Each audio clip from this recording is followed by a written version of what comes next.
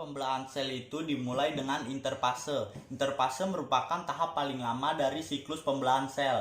Fase pembelahan itu sendiri hanya sekitar 3/4 dari siklus pembelahan sel. Tahap interfase merupakan tahap yang paling sibuk. Ada 3 tahap, yaitu fase G1, S, dan G2. Pada fase G1 terjadi berbagai sintesis protein untuk menyiapkan bahan-bahan dalam proses selanjutnya. Pada fase S terjadi replika DNA. Ini adalah kromatin atau benang-benang halus yang telah kalian lihat. Disebut kromatin bila dalam interfase disebut kromosom pada fase pembelahan. Di sini terlihat ada 2 sentrosom. Satu sentrosom memiliki 2 sentriol yang nantinya akan membentuk benang-benang spindle. Warna kuning ini menunjukkan salut inti berupa fragmen-fragmen yang masih menyatu. Salut inti melingkupi materi inti berupa kromatin tadi. Warna biru yang bulat disebut nukleolus. Fungsi nukleolus sendiri adalah sebagai pembentuk subunit ribosom. Tahap interfase adalah tahap pembelahan sel. Fase pembelahan sel secara mitosis yang pertama adalah profase awal. Dalam fase ini, salut inti mulai melebur menjadi fragmen-fragmen dan nukleolus sudah tidak tampak lagi. Di sini terlihat ada 4 kromosom diat yang diploid. Proses awalnya kromatin diat mengalami kondensasi menjadi tampak tebal dan memendek sehingga disebut kromosom diat atau kromatid. Setiap kromatid terdiri dari sepasang kromosom monad. Kedua sentrosom telah membentuk benang-benang spindle yang memanjang, mulai bergerak ke arah kutub yang berlawanan.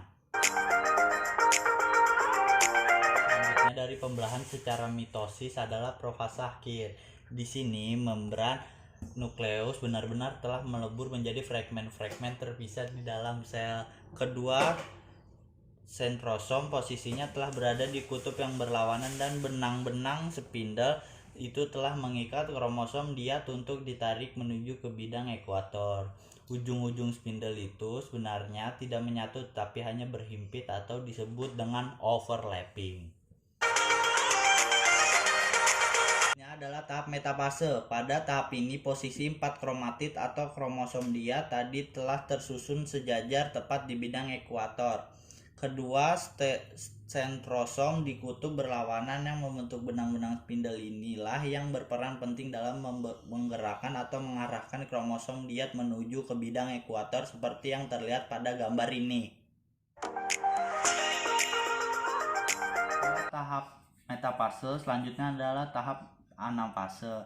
Dalam tahap ini ditandai dengan adanya 4 kromosom atau kromatid yang mulai mengalami pemisahan menjadi 4 kromosom monad. Selanjutnya 4 kromosom monad ini secara bertahap akan ditarik dengan benang-benang spindle menuju ke kutub yang berlawanan. Sebenarnya pemisahan kromosom diat akibat benang-benang spindle yang memendek membuat bentuk sel memanjang.